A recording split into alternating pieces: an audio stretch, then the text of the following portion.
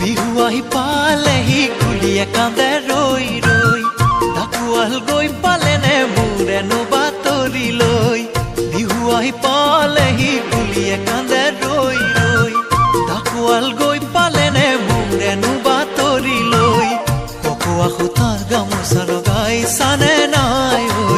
সান্দহ চিৰা খুন্দিবা বিহু যাম ছুটি লৈ দেহিয়া